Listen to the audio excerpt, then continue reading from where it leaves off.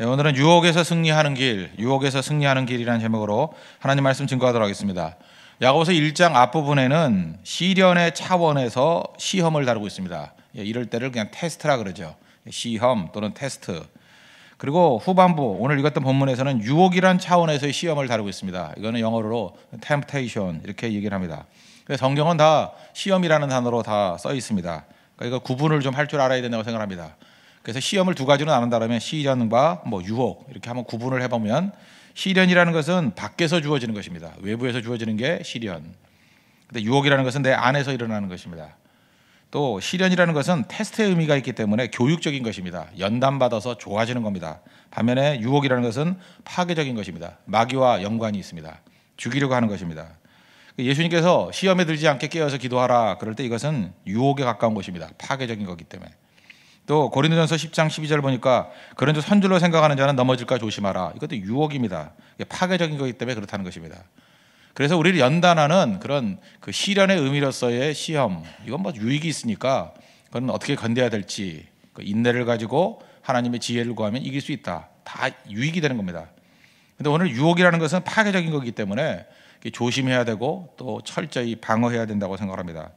오늘 유혹에서 승리하는 길 우리 살펴보도록 하겠습니다. 첫 번째는 유혹을 어떻게 이길 수 있는가? 그 마지막을 보라는 것입니다. 끝을 보라. 그러니까 눈이 중요하다는 것입니다. 마지막을 보면 그 마지막을 본 사람이 어떻게 유혹에 빠질 수 있겠습니까?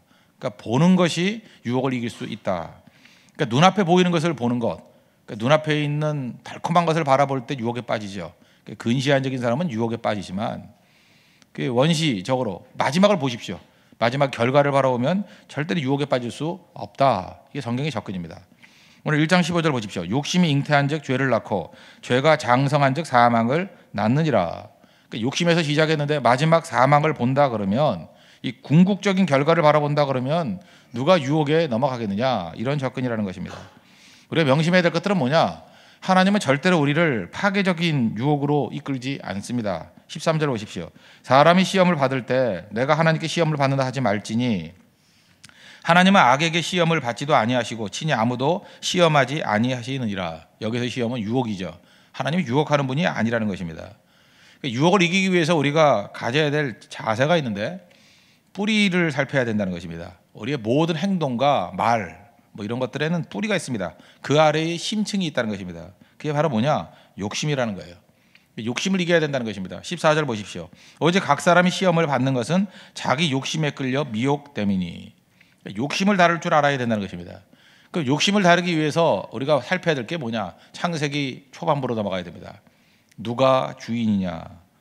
내가 내 인생의 주인일 때 욕심에 끌려간다는 것입니다. 누가 주인이냐? 선악과가 나오죠. 선악과의 주제가 뭡니까? 누가 주인이냐?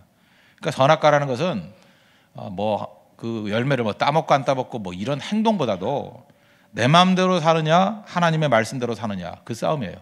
지금도 우리에게 날마다 선악과가 있다는 것입니다. 하나님 말씀이 있잖아요. 말씀을 무시해버리고 내 마음대로 사느냐 하나님 말씀대로 사느냐.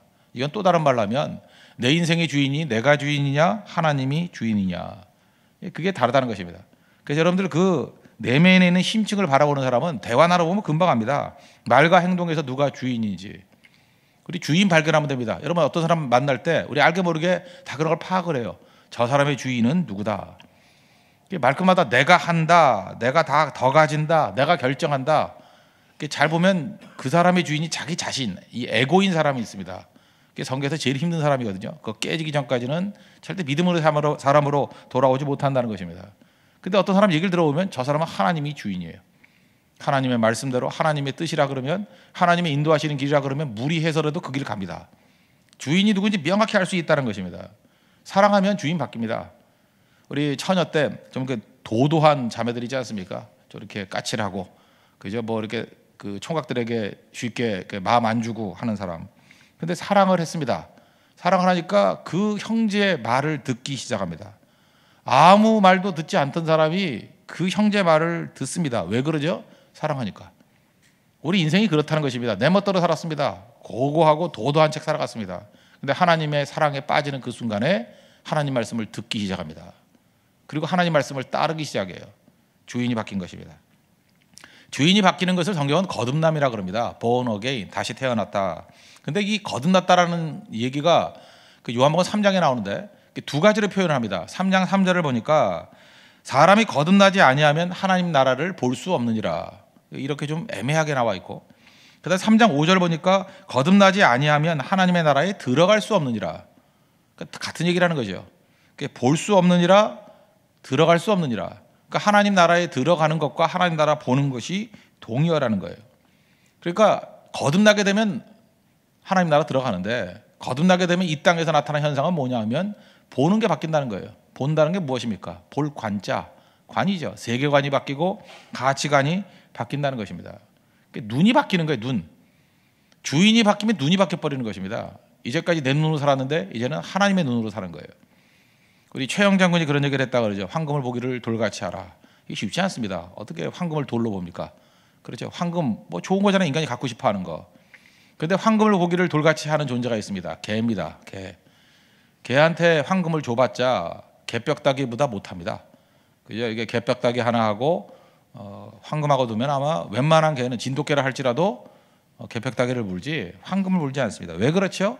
개가 본 어게인 했기 때문에, 개로 태어났기 때문에. 그렇잖아요. 개 눈에는 개가 좋아하는 것만 보이게 돼 있다는 것입니다. 그러므로 기독교는 뭐 이렇게 욕심을 버리자 뭐 이런 얘기 아닙니다. 뭐 하고 싶은데 억지로 하거나 그러면 율법주의죠. 억지로 하는 게 아니라니까요. 예수님을 믿으면 성령께서 내 안에 역사하셔서 눈이 확 바뀌어 버리는 거예요. 욕심이 바뀌는 겁니다. 그래서 굳이 말하자면 변욕이죠. 욕심이 변했다. 무욕도 아니고 뭐 불교식으로 무소유 무욕 그런 게 아니라 그건 거짓말 같아요. 그죠? 어떻게 욕심이 사라집니까? 죽어야 없어지는 거죠. 그냥 없는 척 하는 거죠. 나는 욕심이 없어. 그죠? 나는 뭐 소유를 안 가져. 뭐 이러는 거죠. 그 진짜의 내용들은 뭐냐 하면 욕심이 바뀌는 거죠. 더 큰 욕심으로. 그 더 큰 욕심은 어떻게 바뀌는 것입니까? 하나님께 새로운 것을 보여주는 거죠. 밭에 감추인 보화 비유 보셨죠? 어떤 사람이 모든 재산을 팔아가지고 허름해 보이는 밭을 샀습니다. 왜 그렇습니까? 봤기 때문에. 그 사람은 눈이 바뀌었습니다. 그 안에 보화가 있다는 것을 봤기 때문에 그의 행동이 보통 사람은 설명할 수 없는데 그 사람은 설명이 되는 거예요. 납득이 되는 거예요. 믿는 건 바로 그런 겁니다. 눈이 바뀌는 거예요. 우리 인간적인 욕심에 끌려 산다는 건 뭐냐면 그 사람이 보이기 때문에 그렇습니다. 그거 보고 사는 거예요. 어떤 사람 보십시오. 어떤 사람이 돈에 끌려갑니다. 그 사람은 돈이 보이는 거예요. 돈만 보이는 거예요. 어떤 사람은 남의 이목에 굉장히 신경을 씁니다. 그 사람이 보이는 게 뭐예요? IM으로 사는 게 아니라 남의 눈이 보이는 거예요.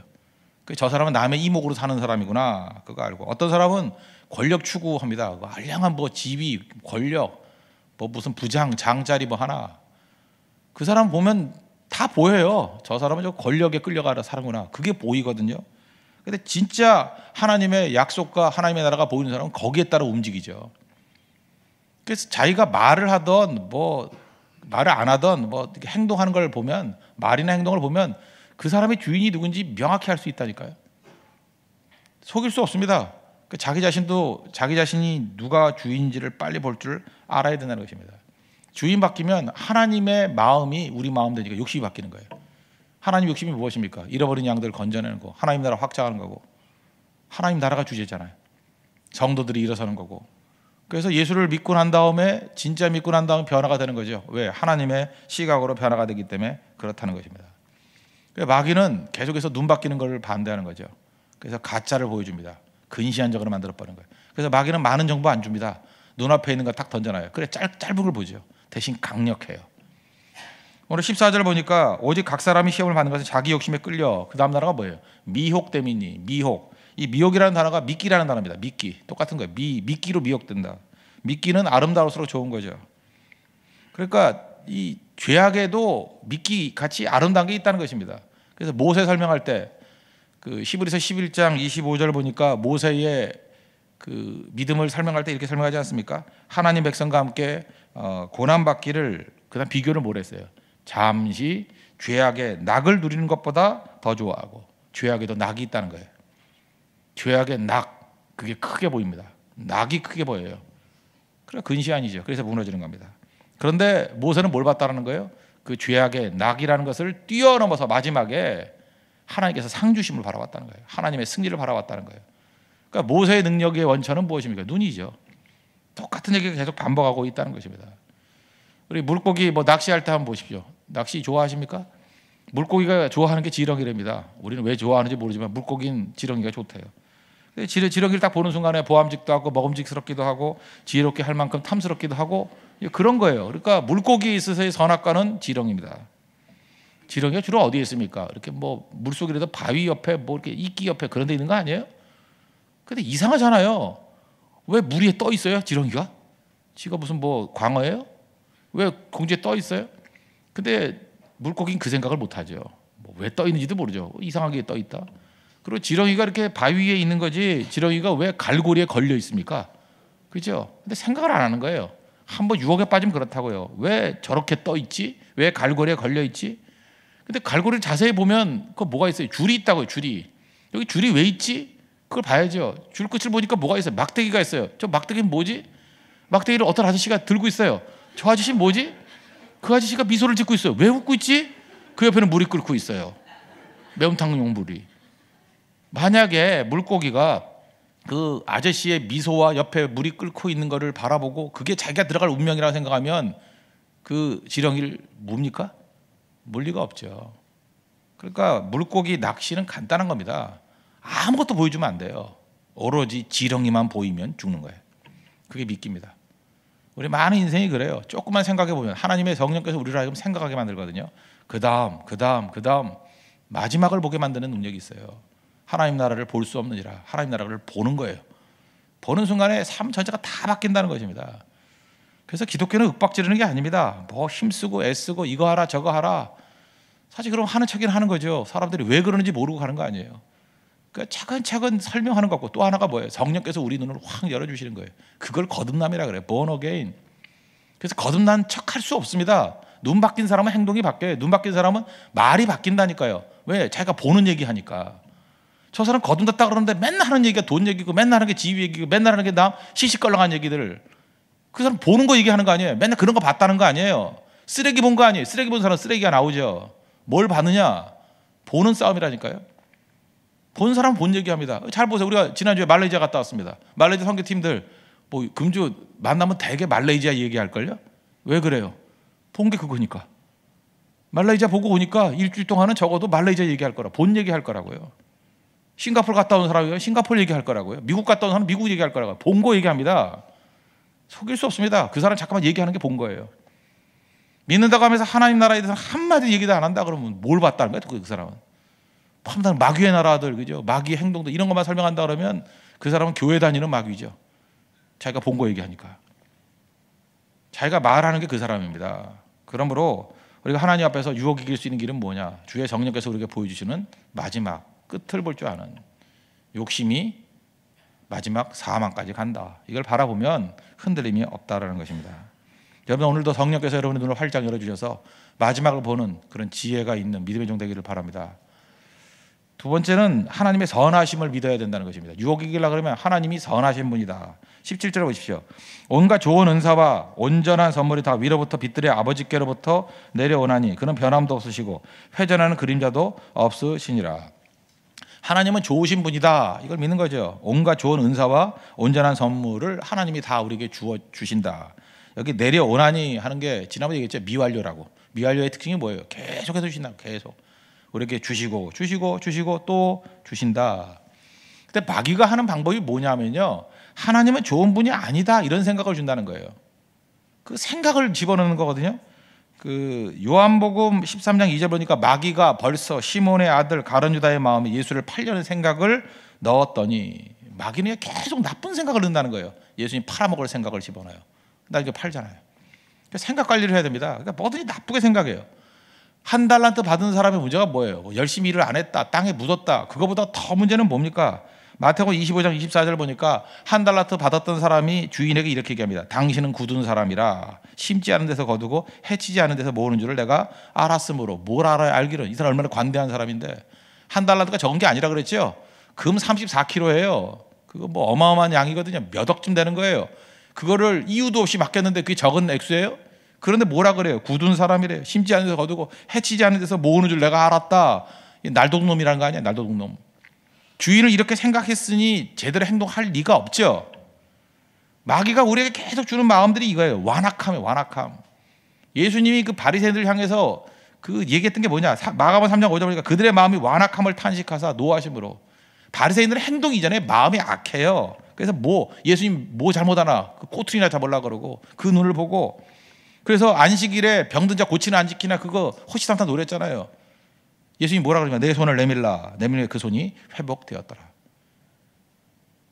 어떻게 믿는다고 하면서도 이렇게 바리새인 비슷한 사람들이 많아요. 막 뭐 눈치나 보고 누구 뭐 잘못하는 거 없나 살피고 넘어지는 거 좋아하고, 그 마음이 뭐예요? 완악함. 하나님에 대해서 마찬가지. 우리 한국 전통 가운데 마귀가 심겨진 생각 중에 하나가 뭔지 아십니까? 예수 믿으면 재앙이 온다. 내가 어렸을 때 그런 게 있었어요. 요즘엔 없나요? 꼭 그래요. 예수 믿으면 재앙이 온대요. 그 이상한 걸 퍼뜨려 가지고 그 예수 믿는 사람들에게 그 처음 넘어가는 그 진입 한계를 느끼게 만들어. 진입 단계에서 한계를 느끼게 만들어 버린다고. 조금만 감기만 걸려도 재앙이 왔는가 봐 이러고 그런 걸 막 퍼뜨려 놨어요. 그래서 그 근본이 무엇입니까? 하나님은 좋으신 분이 아니야. 그래서 한국 교회가 제일 많이 불렀던 게 뭡니까? 좋으신 하나님, 좋으신 하나님. God is so good, God is so good. 하나님 좋으신 분이라고요. 우리가 모든 좋은 것을 다 주시는 분이라고요. 아까도 얘기했죠. 하나님은 시험하시는 분이 아니라고, 유혹하시는 분이 아니라고, 그렇게 유익을 주시는 분이라고. 해석의 문제죠. 사도 바울이 육체에 가시가 있었습니다. 없애달라고 3번이나 기도했는데 깨닫죠. 하나님께서 뭐라고 말씀하세요? 고린도서 12장 9절 내 은혜가 되게 족하도다. 이는 내 능력이 약한 데서 온전하심이라. 그래서 어떤 말을 그러니까 내가 크게 기뻐했답니다. 나의 여러 약한 것들을 오히려 자랑했대요. 왜냐? 그리스도의 능력이 되게 머물게 하기 때문에. 여러분 우리 삶에 있어서 많은 부분에 넘어지고 깨지고 약함들이 있지만 하나님이 여러분에게 지금 허용하시는 모든 것들 좋은 거라는 걸 믿습니까? 그거예요. 왜 시련을 주시냐? 어떤 죄를 끌어버리라고. 풀무불에 왜 집어넣어요? 우리를 결박한 것들이 다 타서 없어지라고. 그리고 더 강력해지라고. 또 하나 겸손해지라고. 능력이 머물게 하라고. 절대로 나쁜 거 아닙니다. 우리에게 벌어지는 모든 일이 다 좋은 거예요. 왜? 우리 하나님이 좋으신 하나님이고 우리 아버지시기 때문에. 그걸 믿어야 된다는 거예요. 그럼 유혹이 이길 수 있습니다. 유혹되는 게 뭐예요? 맨날 와가지고 그거죠. 선악과를 보세요. 뭐 하나님이 진짜 그러더냐? 하면서 하나님에 대한 불신 신고. 하나님이 니네 하나님같이 될까 봐 그게 싫어가지고 그런 거야. 이런 꼬드기는 얘기는 하고. 그게 문제가 되는 거죠. 이길 수 있는 방법. 마귀의 음성이 아니라 하나님 말씀 들어야 된다는 거예요. 18절 보십시오. 그가 그 피조물 중에 우리로 한 천년매가 되게 하시려고 자기의 뜻을 따라 진리의 말씀으로 우리를 낳았도다. 우리를 낳은 게 뭐예요? 말씀이 우리를 낳았답니다. 말씀이. 참 이렇게 목회를 하다 보면 참 기가 막힌 일이 벌어지는데 그게 뭐냐 하면 그렇게 하나님 말씀을 증거해도 말씀은 안 믿어요. 한 10번, 100번 해도 잘 안 믿다가 어디 누가 지나가는 소리 한마디 하면 그걸 믿어요.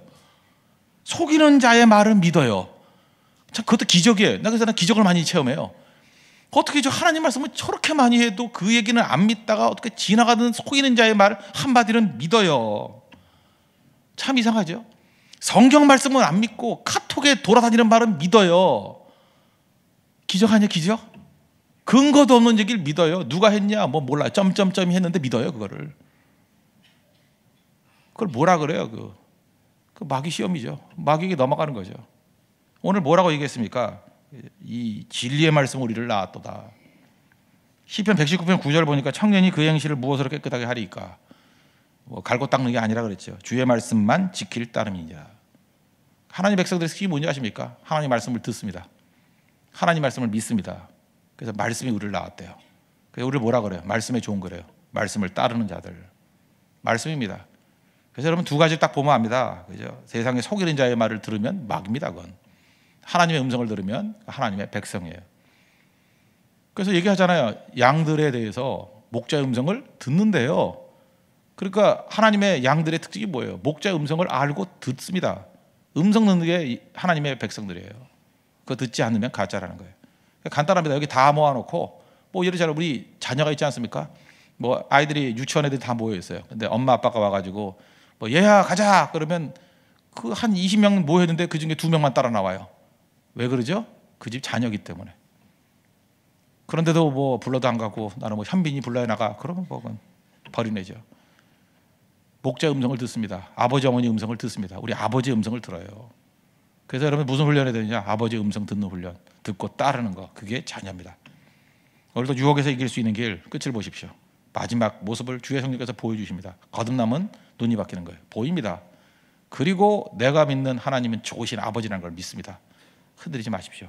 그러면 유혹으로부터 흔들림이 없이 마귀로부터 이길 수 있는 하나님의 거룩한 백성이 될 것으로 확신합니다. 자리 세련하겠습니다. 95장 찬송하겠습니다. 95장.